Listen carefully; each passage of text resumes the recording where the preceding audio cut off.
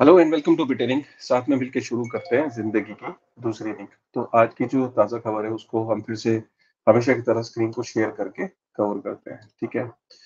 तो सबसे पहले अगर आप इस न्यूज़ को देखो, आप लोग काफ़ी सारे लोग आप में से ट्रेडिंग करते हैं और ये एक ट्वीट है। इसके अंदर आप इसको ऐसे इसको ट्वीट को कंपेयर किया गया है कि गैम्बलिंग के अंदर कितना परसेंट चांस होता है आपके जीतने का, राइट? कि अगर एक गैम्बलिंग का जो कैसीनो है, अगर वहाँ पे 100 गैम्बलर हैं, मतलब 100 लोग जो है वो गैम्बलिंग गेम्स खेल रहे हैं, तो प्रोबेबिलिटी होती है जनरली कि 13 लोग जो हैं, वो वहाँ से जीत के जाएँगे। 13 गैम्बलर जो हैं वो जीतेंगे।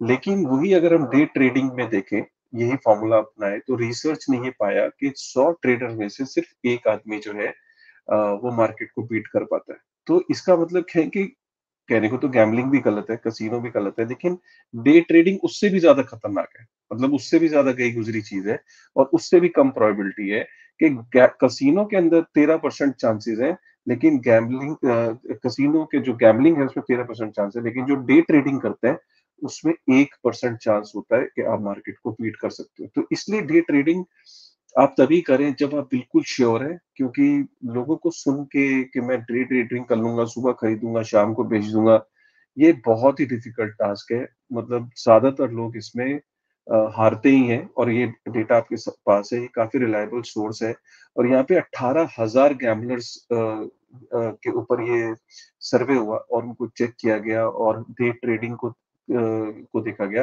तब जाके ये डेटा जो है ये इवैल्यूएट हुआ है, ठीक है? तो सैंपल साइज़ डिसेंट है, 18,000 का sample size is quite decent, ठीक है? दूसरी खबर पे चलते हैं।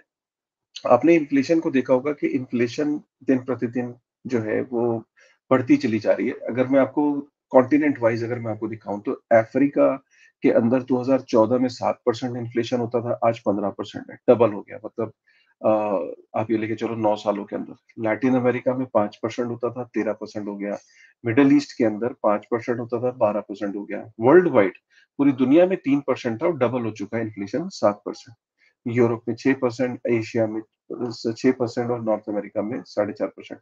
कहते हैं कि अगर 7% इन्फ्लेशन हो, मतलब दुनिया में जैसे इस टाइम जो एवरेज है वो 7% है, तो परचेज़िंग पावर जो है आपकी वो 10 सालों में आधी ही रह जाती है। मतलब अगर आपके पास 1 लाख रुपया है, तो 10 सालों के अंदर वो 50,000 रुपए उसकी वैल्यू रह जाएगी, राइट? आप 50,000 वर्थ ऑफ चीज़ें ही खरीद पाओगे। तो देख सकते हैं आप दुनिया में जब इतनी तेज़ी से इन्फ्लेशन बढ़ रही है और तो आपको इन्फ्लेशन को बीट करने के लिए जो एसेट्स हैं, फिर इसीलिए देखा गया कि स्टॉक्स के अंदर लोग पैसा लगाते हैं, क्योंकि यार इन्फ्लेशन को बीट करना है, तो स्टॉक्स के अंदर इन्वेस्टमेंट करना जो है वो मजबूरी हो जाती है। और कई लोग को हमने देखा है कि स्टॉक के अंदर वो जाते हैं, फिर डे ट्रेडिंग करते हैं और अभी मैंने आपको पीछे जो लिंक बताया कि जब डे ट्रेडिंग करते हैं तो आपका क्या नुकसान होता है, राइट? तो स्टॉक्स के अंदर भी कौन-सा म्यूचुअल फंड लेना है, कैसे करना है, ये भी एक एक्सपर्टीज़ का सब्जेक्ट होता है। इसीलिए लोग सदियों से जो है वो फिक्स्ड जैसे गोल्ड है, गोल्ड के अंदर इसीलिए इन्वेस्ट करते हैं क्योंकि स्टॉक्स की समझ होना, कौन से स्टॉक में इन्वेस्ट करना और जो स्टॉक्स के रिस्क हैं वो हम सबको पता है। और ये हमें पुश कौन कर रहा है ये चीज़ करने के लिए? ये हमें इन्फ्लेशन पुश कर रही है ये चीज़ें करने के लिए। उसके बाद हम अर्जेंटीना में देखें तो जेपी मॉर्गन का ये कहना है कि 210% इन्फ्लेशन पहुँच जाएगी अर्जेंटीना के अंदर। इसका मतलब क्या है कि 210% इन्फ्लेशन, अभी करंटली जो इन्फ्लेशन है वो 138% है, जो कि माना ही गया है कि 210% के करीब इन्फ्लेशन पहुँच जाएगी।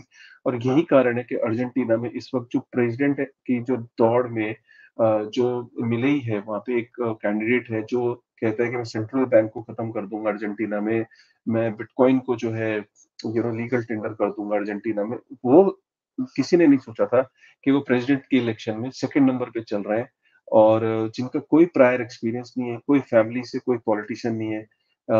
लेकिन वो बंदा जो है वो सेकंड प्लेस पे चल रहा है और ये बहुत हैरानी है हो रही है लोगों को कि इसकी इतनी सक्सेस पे, इसका मतलब लोग वहाँ पे इन्फ्लेशन से परेशान हैं और वो चाहते हैं कि कोई सॉल्यूशन ऐसा निकले जो कि उनकी लाइफ को सॉर्ट आउट कर सके। 210% अगर 2023 के एंड तक पहुँचती है इन्फ्लेशन, तो आप समझ सकते हो, इसीलिए लोग भी वहाँ पे ये ऐसा फ्यूचर में ऐसी बहुत जगह पे होगा कि जहाँ पे जो प्रो बिटकॉइन जो कैंडिडेट्स हैं, उनकी जो अट्रैक्शन जो है, उनकी एक्सेप्टेंस ज़्यादा हो रही है। हमने यूएस में भी देखा कि काफ़ी सारे जो लोग हैं, काफ़ी सारे जो प्रेज़िडेंशियल इलेक्शन में लोग बिटकॉइन को सपोर्ट कर रहे हैं। यहाँ पे एक ही आर्टिकल है, बहुत ही ज़बरदस्त आर्टिकल है, ये कह रहा है कि जैसे ही ईटीएफ अप्रूव होगा, ठीक है? तो एक इंडस्ट्री होती है फाइनेंशियल एडवाइज़र की और ये फाइनेंशियल एडवाइज़र कौन होते हैं? मतलब पूरी दुनिया में जो फैमिली ऑफिसेज़ को जो फाइनेंशियल एडवाइस देते हैं, वो 15 ट्रिलियन का एसेट देखते हैं फैमिली ऑफिसेज़ का। और वेल्थ मैनेजमेंट इंडस्ट्री चाहे वो 100 ट्रिलियन की है, ग्लोबल वेल्थ मैनेजमेंट इंडस्ट्री चाहे वो 103 ट्रिलियन के एसेट देखती है। मतलब ये रिपोर्ट ये बता रही है बताने की कोशिश कर रही है कि ईटीएफ होते ही जो फाइनेंशियल एडवाइजर्स हैं, अगर वो ऑरेंज पिल उनको दे दिया, मतलब ऑरेंज पिल का मतलब है कि अगर उनको बिटकॉइन समझ में आ गया, तो वो इतना बड़ा एसेट देखते हैं पूरी दुनिया में, अलग-अलग पूरी दुनिया का टोटल अगर आप देखो, तो ये पैसा भी बिटकॉइन की तरफ अट्रैक्ट होगा क्योंकि फाइनेंशियल एडवाइजर्स अपने क्लाइंट को एलोकेशन के लिए मोटिवेटेड रहेंगे। जैसे आज वो स्टॉक्स में लगाने के लिए मोटिवेटेड रहते हैं, तो कल को वो बिटकॉइन के लिए भी वो मोटिवेट करेंगे अपने क्लाइंट्स को इन्वेस्ट करने के लिए। बात सिर्फ इतनी है कि कब वो ऑरेंज पिल लेते हैं, ठीक है? मॉर्गन स्टैनली का ये कहना है कि crypto crypto winter is over, JP Morgan ने पहले बोला, अब मॉर्गन स्टैनली कह रहा है और वो कह रहा है कि बिटकॉइन हाल्विंग के बाद एक नया बुल रन आएगा जो कि अप्रैल के अंदर हाल्विंग हम एक्सपेक्ट कर रहे हैं। तो ये मॉर्गन स्टैनली काफ़ी रेप्यूटेड बैंक है, फाइनेंशियल इंस्टीट्यूशंस है। अपने क्लाइंट्स को उन्होंने एक रिपोर्ट के अंदर ये बोला है। यहाँ पे लिख क्लियरली ये बोला है कि historically most of the bitcoin gain come directly after a halving event that occurs after every 4 year. Hong Kong ने बोला है कि यार ये जो क्रिप्टो के कॉम्प्लेक्स प्रोडक्ट्स होते हैं ना, जो काफ़ी समझ नहीं आते लोगों को, तो उनके ऊपर एक चेक रखेंगे, हो सकता है रिस्ट्रिक्ट करें रिटेल इन्वेस्टर को उसमें इन्वेस्ट करने के लिए। सिर्फ इंस्टीट्यूशनल या एक्रीडिटेड इन्वेस्टर्स ही कॉम्प्लेक्स जो क्रिप्टो के प्रोजेक्ट्स हैं या क्रिप्टो के जो इंस्ट्रूमेंट्स हैं, उनके अंदर इन्वेस्ट करेंगे।